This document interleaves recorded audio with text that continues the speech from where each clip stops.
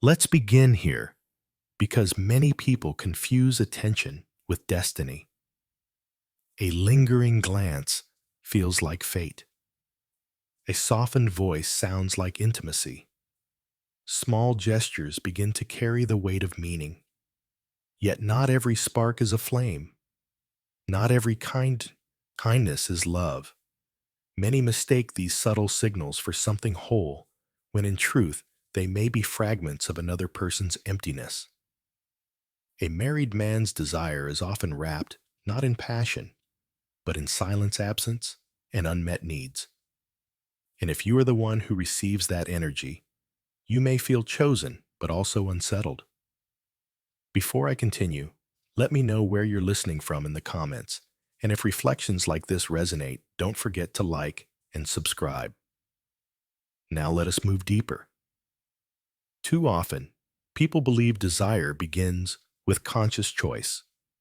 But Jung reminded us that much of life is guided by what lies below awareness.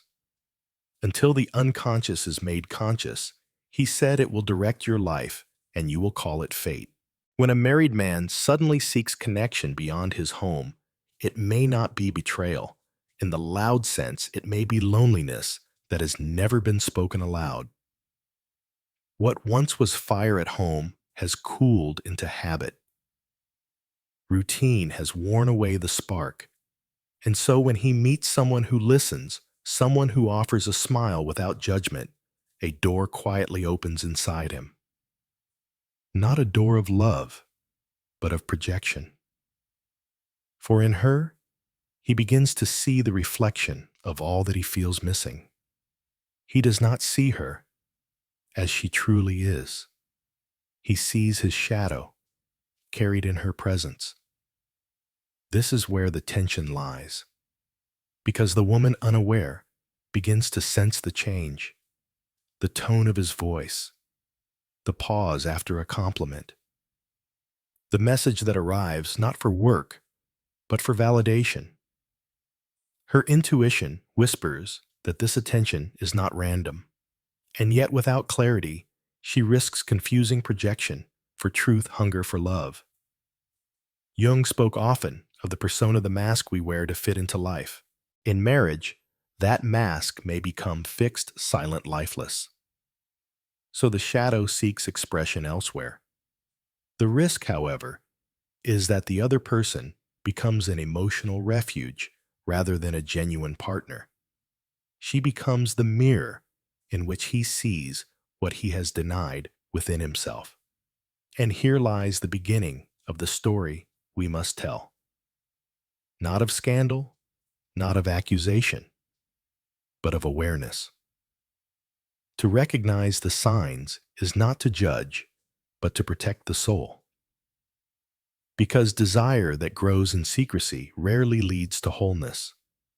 It leaves fragments, scars, and unanswered questions. There is always a moment when the ordinary begins to break. It rarely arrives with thunder. It comes like a crack in glass, so fine at first that you might doubt it is there. But once seen, it cannot be unseen. That is the first fracture. For a woman, it may appear in the tone of a voice that suddenly softens only for her. For a man, it might be the pause after a compliment, waiting for a reaction he does not seek from anyone else. These are not grand declarations. They are shifts, barely perceptible, yet charged with meaning. And intuition knows. Even if the mind tries to dismiss it, the soul whispers, "This is different." The first fracture destabilizes what felt safe. A work relationship becomes charged with unspoken possibility. A neighbor's greeting holds too much warmth. A simple message lingers in the chest far longer than it should. And with that recognition comes unease. The question rises, am I imagining this? Or has a line already been crossed? Jung often reminded us that the unconscious speaks in symbols, not words. These early signals are symbolic acts, They are attempts of the hidden self to reach beyond silence. What looks like a compliment may really be a confession of emptiness. What feels like an innocent message may actually be a search for recognition. The fracture is not in the surface of life, it is in the soul of the one reaching outward. And yet, for the one who receives it, the burden is heavy. She begins to notice inconsistencies, the way his eyes hold hers longer than before, the way his replies come faster, even at hours when he never used to respond. Small gestures accumulate, and with them grows the weight of doubt. This is not yet betrayal in the flesh. It is betrayal in possibility. Desire has not entered the room openly, but its shadow has arrived. Jung spoke of the shadow as the parts of ourselves we cannot acknowledge but still live through. The first fracture is always the shadow's arrival.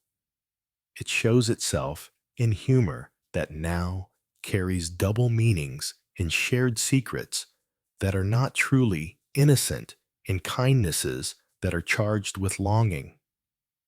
The fracture is dangerous because it is deniable.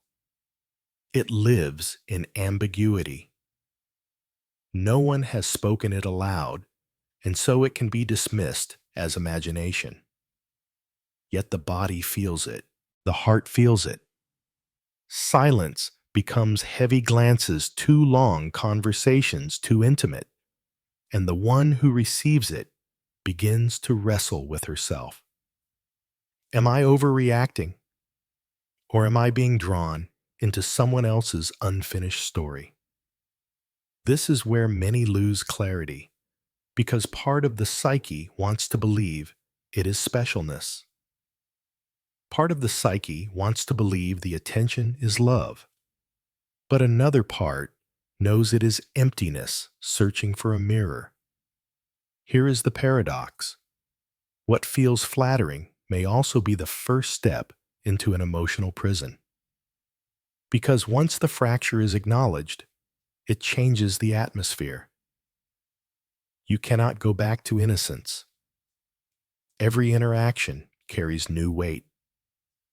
Every glance becomes a question. And the woman begins to carry a responsibility that was never hers to bear. Jung taught that the persona, the mask we wear for social life, can become brittle when it is not nourished. In marriage, this mask can harden into routine, into silence, into indifference. When that mask cracks, the energy leaks out looking for another vessel. The woman who receives it may think she has been chosen, but in truth, she has been assigned a role in another person's drama. She becomes the stage where his shadow performs. The fracture is not only his, it becomes hers as well. Because once she notices, she too begins to change. She may wait for the next message, even if she tells herself she does not care. She may replay his words, searching for hidden meaning.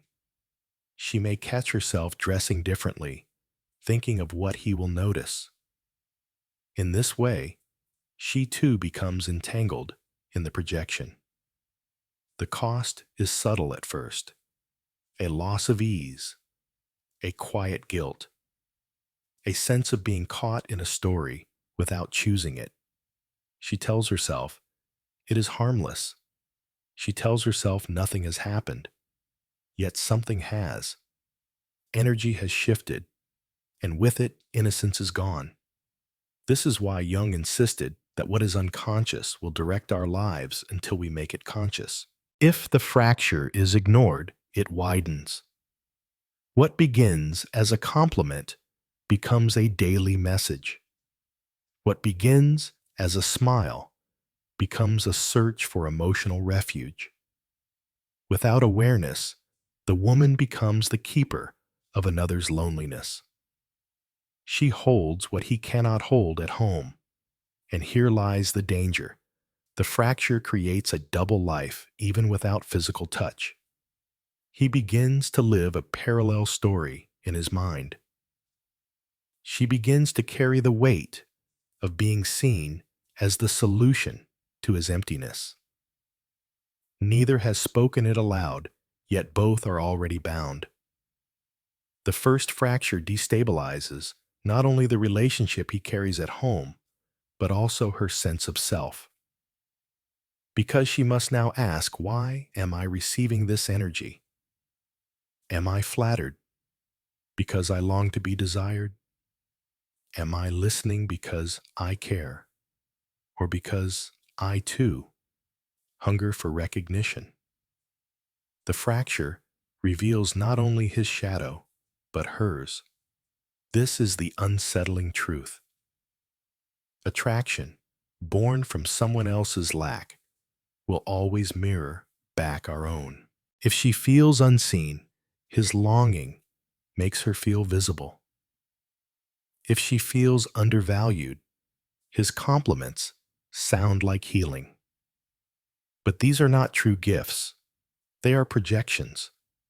They are fragments of two shadows touching in the dark. The first fracture, then, is not only about him, it is about her own inner split. The part that knows she deserves wholeness, and the part that is tempted by half-love disguised as attention. Jung would call this the beginning of individuation, the moment when life confronts us with choices that reveal who we truly are. Do we accept the projection, or do we return it to its source? Until that choice is faced, the fracture grows. It becomes secrecy, ambiguity, and emotional dependence. And the longer it remains hidden, the more it costs. Not only peace of mind, but integrity. Not only clarity, but self-respect. So the first fracture is not to be taken lightly. It is the softest, quietest, yet most dangerous turning point. Because once the soul has been touched in this way, there is no returning to what was before. There is only forward toward clarity or toward entanglement. In this part of the journey, we stand at that threshold. We look at the crack in the glass and acknowledge that it is real. We accept that attention is not always love, and desire is not always freedom. We begin to see that the fracture is not only in the other, but also within ourselves. And by naming it, by seeing it clearly, we take the first step toward protecting our wholeness. For what is denied grows stronger, but what is brought into the light begins to lose its hold. The first fracture is where awareness begins, and with awareness comes the possibility of choice.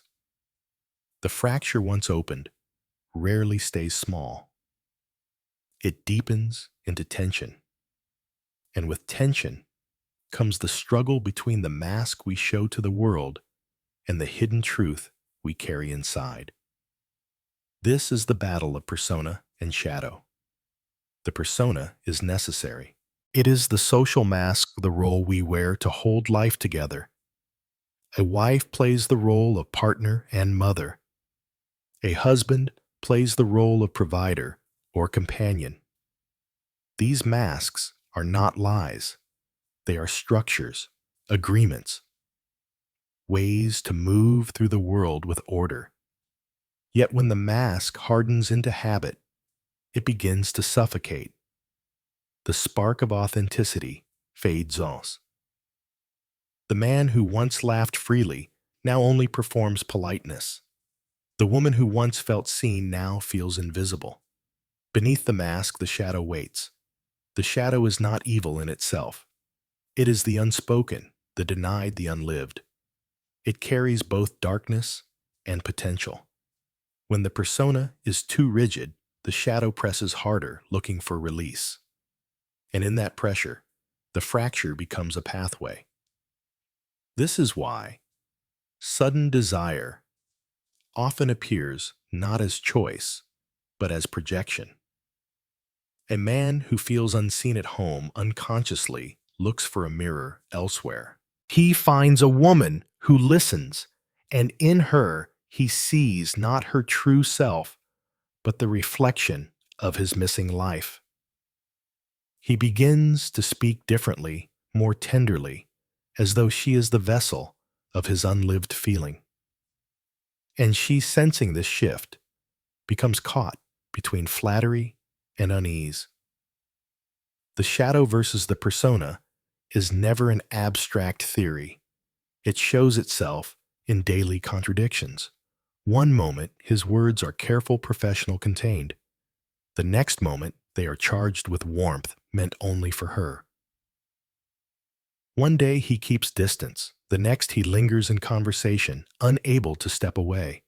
The mask tries to preserve order, but the shadow pulls toward transgression.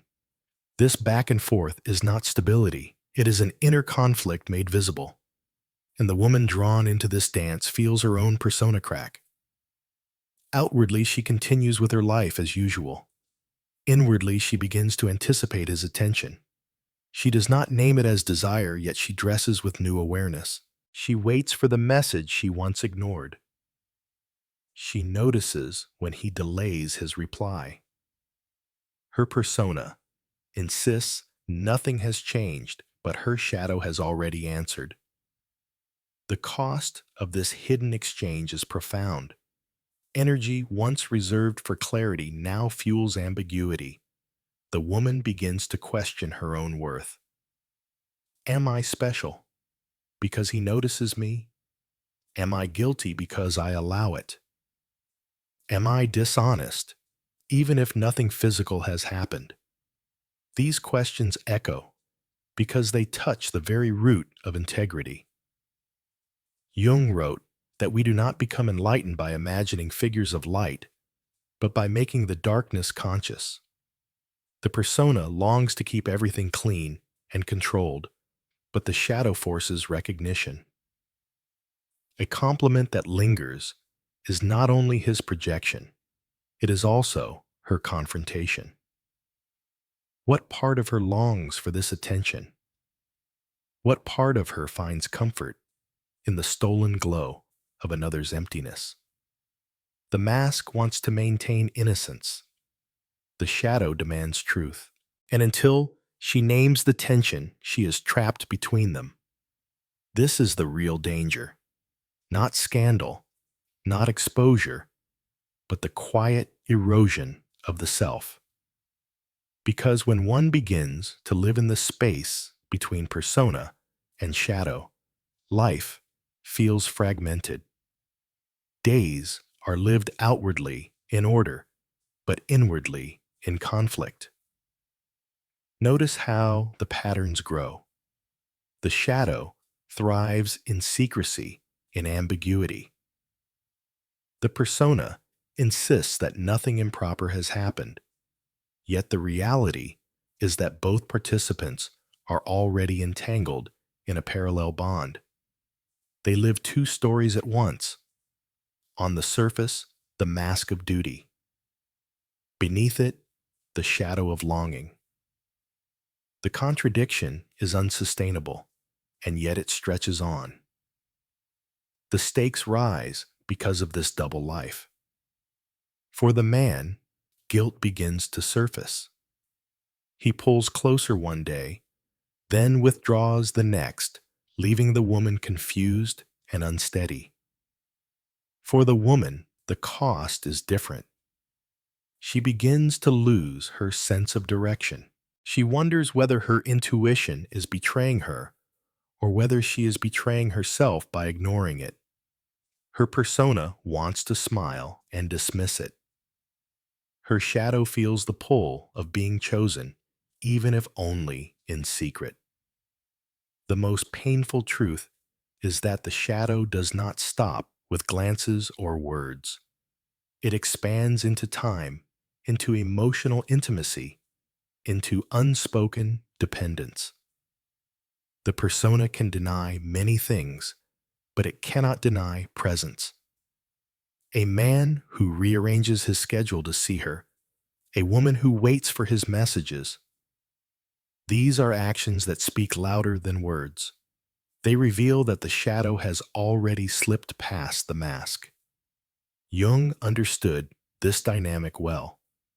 He saw that when we refuse to face our own shadow, we project it onto others. A man projects his unmet needs onto a woman, and she becomes his idealized refuge. A woman projects her own longing to be desired, and he becomes the answer to her silence. In truth, neither sees the other clearly. They see themselves reflected, and they mistake the reflection for destiny. This projection has consequences. It traps both in illusion. He is not really seeking her. He is seeking himself in her. She is not really responding to him. She is responding to the parts of herself that crave recognition. The persona insists it is harmless. The shadow knows it is already a bond. And between them lies the cost integrity, sacrificed to secrecy, freedom, sacrificed to fantasy. At this stage, the fracture has become a wound. The mask strains to hold appearances, but the shadow leaks into every word and gesture. It is no longer a question of imagination. It is a conflict embodied, lived, and felt. And the woman is caught inside it, balancing between the desire to protect her soul and the temptation to surrender to the attention. Here is the essence of shadow versus persona. The mask says everything is normal. The shadow whispers, nothing is normal anymore. The mask says this is safe. The shadow whispers, this is dangerous but alive. And until one side is chosen, the split only deepens. The tragedy of this conflict is that it promises intimacy, but delivers confusion. It offers the illusion of being seen, but only through the lens of projection. It tempts with connection, but only in secrecy. And what grows in secrecy cannot nourish the soul. It can only drain it. Yet there is also an invitation here. For when the shadow rises against the persona, it is a call for awareness. It is life asking to be made conscious. It is the soul pressing forward, insisting that clarity must replace confusion. The woman who sees this clearly can begin to step back and recognize I am not being chosen freely. I am being used as a vessel for someone else's emptiness. The inner battle between persona and shadow is not comfortable. It is unsettling, painful, and destabilizing. But it is also necessary, for only by facing the contradiction can one move toward truth. The mask must eventually crack, and the shadow must eventually be named. That is the path of individuation to integrate what has been denied, to stand in wholeness rather than illusion. So, in this third part, we arrive at the heart of the struggle. The fracture has widened into conflict. The mask and the shadow fight for control, and the woman stands in the middle, torn between the safety of denial and the risk of awareness. The story is no longer about glances and messages.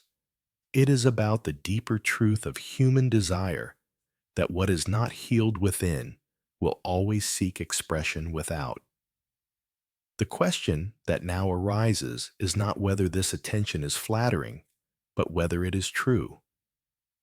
And truth cannot be found in the persona's mask or in the shadow's hunger.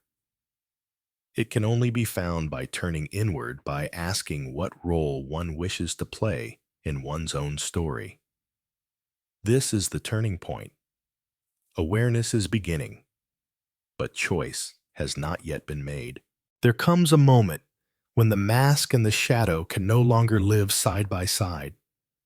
The contradiction grows too heavy, the tension too loud, and into this pressure breaks a quiet but unmistakable realization. This is the beginning of awakening. Awakening rarely looks like lightning. It is not dramatic or theatrical. More often, it is the simple recognition that what feels flattering may not be real, and what feels special may not be safe. It is the soft but steady light of clarity, touching the corners of a shadowed room. A woman begins to see patterns where before there were only gestures. She notices that the messages do not come from freedom, but from lack. That his glances are not invitations of love, but confessions of emptiness. She realizes that the attention she receives is not about her essence, it is about his hunger. And with that recognition, the spell begins to lose its hold. Jung once said that loneliness does not come from being alone, but from being unable to communicate what feels most important. When a married man seeks another woman's presence, it is often not passion, but the hunger to be heard.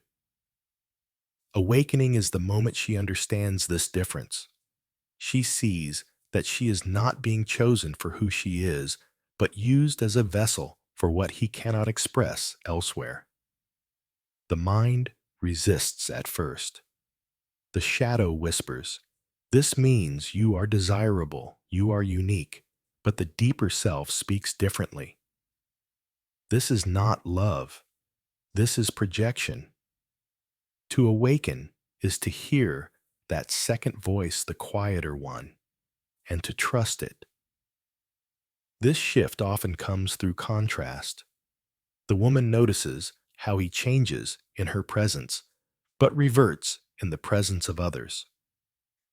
She observes the difference between his mask and his shadow, and suddenly she sees the pattern not just in him, but in life itself. She remembers times she has confused attention for devotion, longing for love, projection for truth. This awakening is not only about one man, it is about her own path toward individuation. Individuation, in Jung's language, is the process of becoming whole. It is the movement from living as a mask or as a projection toward living as a true self. Every awakening, however painful, carries this possibility. What once looked like flattery now looks like a mirror. What once felt like destiny now feels like repetition. And with that shift, the woman begins to ask, not, "Does he desire me?" but "What part of me allowed this to feel like love?" That question is the doorway. Because once she asks it honestly, she sees her own shadow at work. Perhaps she too longed for recognition. Perhaps she too felt unseen in her own life. Perhaps the attention soothed a hunger she had not admitted. Awakening is not the rejection of him alone. It is the recognition of her own complicity in the projection. And that honesty, though painful, is liberating. This is why Jung taught that what we resist will persist, but what we accept can transform. By resisting awareness, she would stay trapped in the cycle of shadow and mask. By accepting the truth, even when it wounds pride, she gains the chance to transform. The awakening is not about blame. It is about clarity. It is about reclaiming vision. In this light, even the smallest gestures appear differently. His compliments, once flattering, now reveal themselves as pleas for validation. His frequent messages, once exciting, now look like avoidance of his own emptiness. His rearranged schedule, once romantic, now appears as an escape from duties he does not face. She sees not a lover in hiding, but a man in conflict, and that recognition frees her from the illusion of destiny. Awakening also reveals the cost of secrecy. What felt like a thrilling bond now feels like a burden. The tension of living in two realities, her outward persona and her inward shadow, becomes unbearable. She sees that continuing in silence would not only betray another woman, but betray herself, because her own wholeness requires light, not shadows. Her own soul requires truth, not illusions. This realization carries both grief and strength. Grief because part of her enjoyed being desired, even if only in secret. Strength because she now sees she deserves more. Awakening is never without loss. To see clearly means to give up fantasy, but the loss of illusion opens the path to authenticity. This clarity is not only personal, it carries a universal truth. Projection can never sustain love.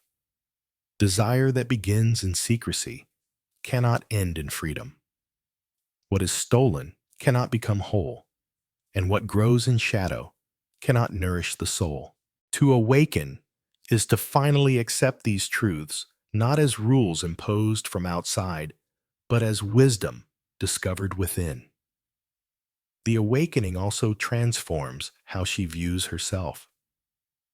No longer the chosen one in a hidden romance, she now sees herself as the guardian of her own integrity. She recognizes that to accept this role is to diminish her worth. To walk away is to honor it. And this shift is profound. For once the eyes see, they cannot unsee. Once the heart knows, it cannot unknow.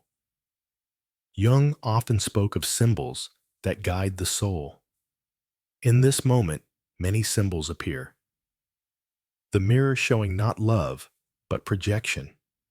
The door offering the choice to step back into clarity or forward into illusion. The light touching what has been hidden, making secrecy unbearable. Awakening is filled with these images, for they are the language of the unconscious, becoming conscious. And so the woman begins to gather herself. She breathes differently. She stands differently. She recognizes the trap disguised as intimacy. And with this recognition, she steps out of the shadow's spell. The energy that once drew her in now begins to repel. She sees clearly what is not offered in freedom is not truly offered. What is not given in wholeness is not hers to carry. Awakening is not the final act. It is the pivot. It is the shift from confusion to clarity, from projection to presence, from being used as a vessel to reclaiming the role of author of one's own story. It is not yet the boundary, but it is the preparation for it. At this stage, the questions deepen. What role do I wish to play? Do I choose to remain a fragment in someone else's unfinished life, or do I choose to honor my wholeness? Do I feed the shadow, or do I walk toward the light? These are not easy questions, but they are liberating ones, for to ask them sincerely is already to awaken. And so the woman arrives at the threshold of transformation. She is no longer blind to the projection, no longer trapped in the illusion of destiny. She sees the shadow for what it is, and she sees her own reflection in it. With this clarity, she is ready for the next step, not merely recognition, but choice. Not merely awareness, but boundary. The awakening is the stillness before action. It is the deep breath before the line is drawn. It is the moment when she steps back from the mirror, looks at her own face, and knows, I am not here to carry another's emptiness. I am here to live my own wholeness. Awakening opens the eyes, but transformation requires the will. Awareness without action leaves the soul half exposed, still vulnerable to the same patterns that caused harm. The decisive step is the boundary drawn not from anger, but from clarity. The moment of boundary arrives quietly, but its weight is profound. It is the choice to no longer play the role of emotional refuge. It is the choice to refuse secrecy, to refuse half-love, to refuse crumbs disguised as devotion. In this act, the woman does not reject only another person, she reclaims herself. Boundaries are misunderstood in our culture. Many think of them as walls built from bitterness. In truth, they are doors marked with sacred thresholds. They declare, this space is mine, and only what honors my soul may enter. Jung would call this individuation, in practice, the external reflection of an inner standard. For the woman who has been living under the tension of shadow and mask, this boundary is her first act of self-integration. She no longer waits for him to decide. She no longer asks whether his attention is love. She names her truth, what is not given in freedom does not belong to me.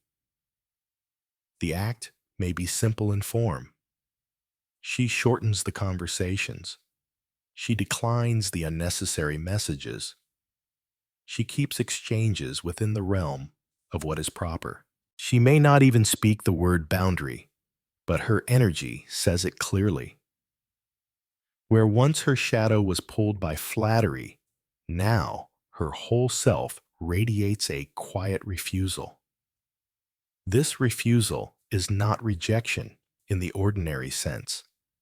It is not hostility. It is a deeper yes to wholeness, to freedom, to love that arrives without secrecy. In drawing this line, she chooses alignment over illusion.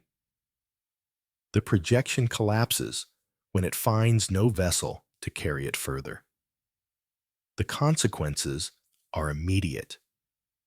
The man who once offered warmth now grows uncertain.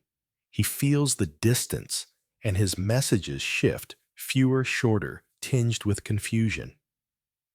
Where he once sought validation, he now faces silence. This is not silence as punishment, but silence as clarity. It is the absence of fuel for a story that was never hers to carry. Jung taught that true transformation is born not from the denial of conflict, but from the confrontation of it. By holding her boundary, the woman confronts the very energy that once entangled her. She no longer feeds the projection. She no longer allows her shadow to dictate her worth. The very dynamic that once threatened to consume her becomes the arena of her strength. And though it feels liberating, it also stirs grief.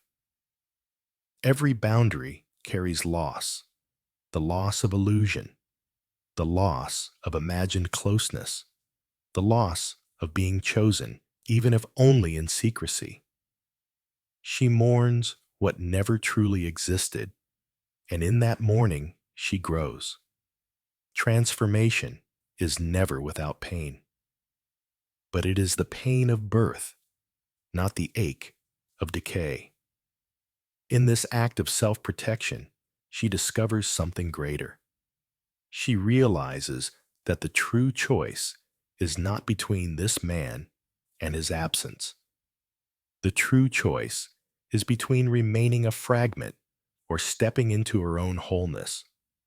She is no longer defined by being desired in secret. She is defined by her ability to choose love that honors her soul. Boundaries also awaken power.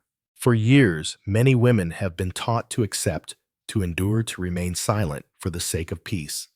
Yet silence without boundary is not peace, it is suppression. Real peace arises when one says no to what diminishes and yes to what dignifies. The act of setting a boundary is the act of giving oneself permission to be whole. Jung described individuation as the journey of becoming who we truly are. Beyond masks, beyond roles, beyond borrowed stories. In this stage, the woman no longer plays the role assigned to her by another's emptiness. She returns to the author's seat of her own life. She chooses clarity over ambiguity, and in that choice, she writes a new chapter. Symbolically, this moment can be seen as stepping back from the mirror. No longer transfixed by the reflection of someone else's shadow, she looks directly at her own face. She accepts what she sees, the longing, the vulnerability, the strength, and she carries it into the light. The mirror loses its power because she no longer confuses reflection with reality. There is also a deeper spiritual truth in this act. When she withdraws her energy from secrecy, she is not merely rejecting one man's projection. She is refusing to participate in the collective pattern of half-loves that haunt human relationships.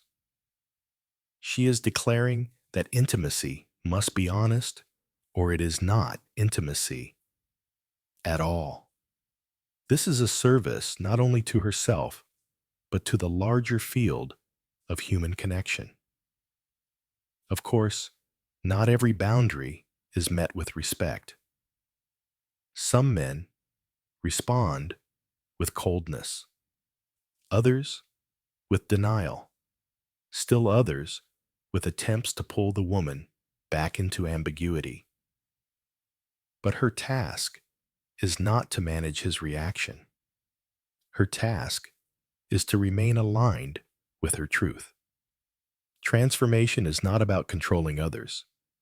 It is about controlling the story you choose to live. The difference is visible.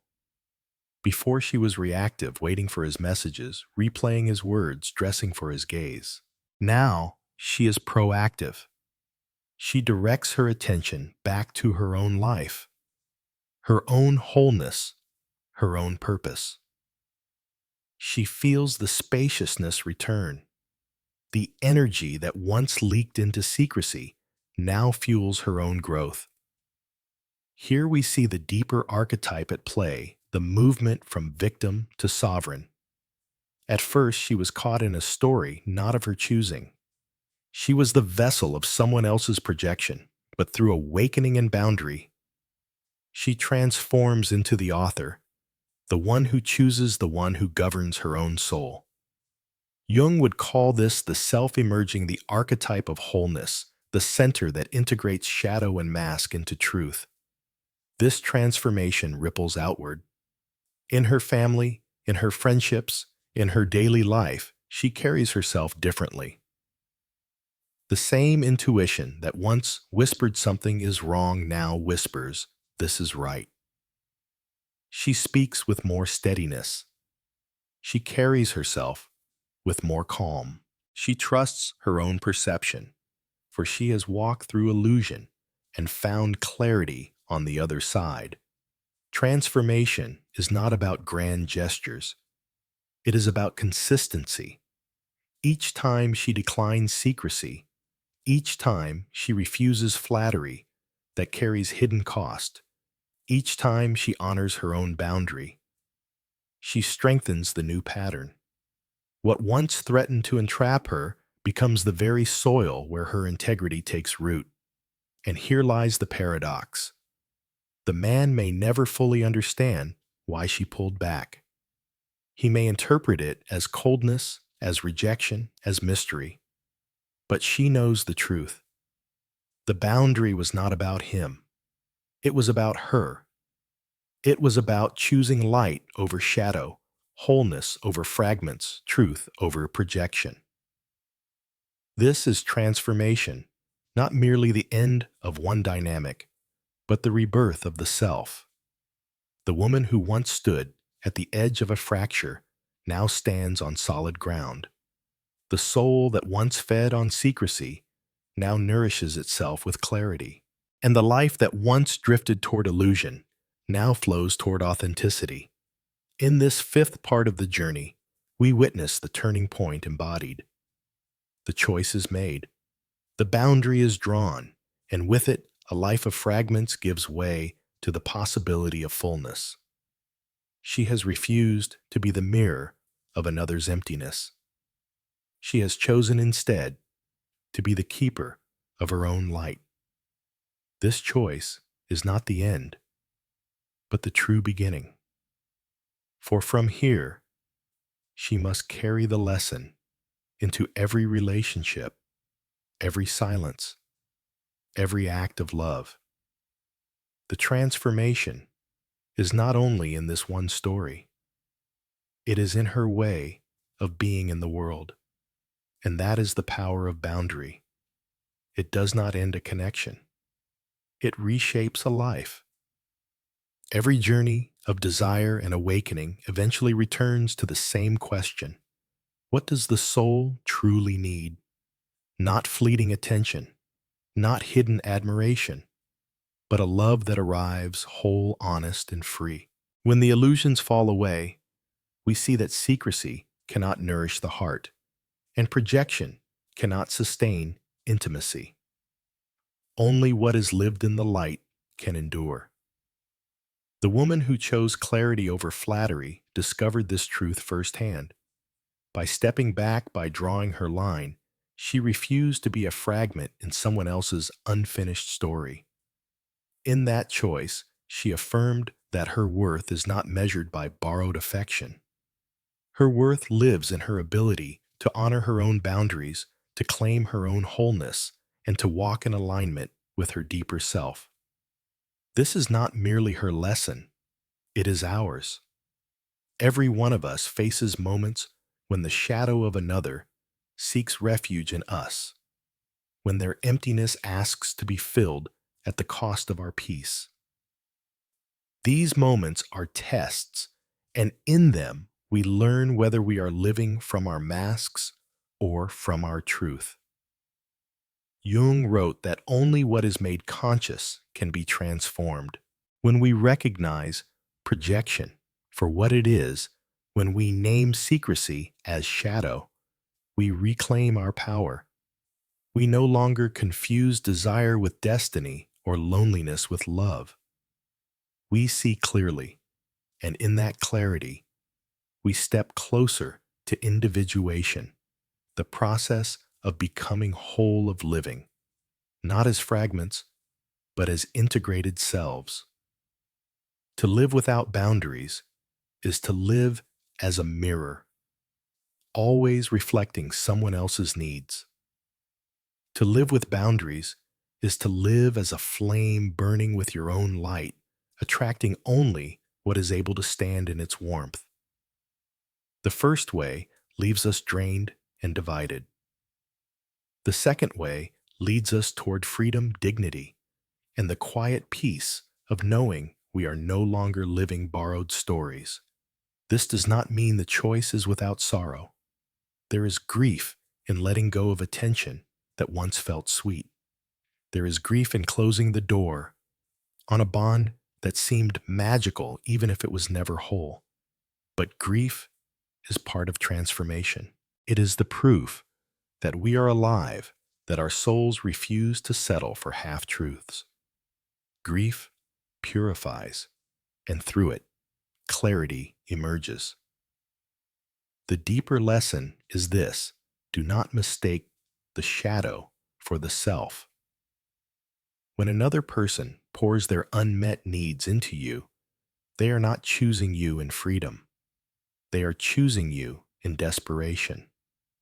And desperation, no matter how tender, is not love. Love is born of fullness of courage, of the willingness to face one's own shadow rather than handing it to another. To recognize this difference is to protect your soul. To act upon it is to honor your worth. And to live it daily is to embody individuation, the movement toward wholeness that Jung saw as the very purpose of human life. Think of the symbols that carried us here: the mirror, the door, the shadow, and the flame. The mirror shows us projection. The door reminds us of choice.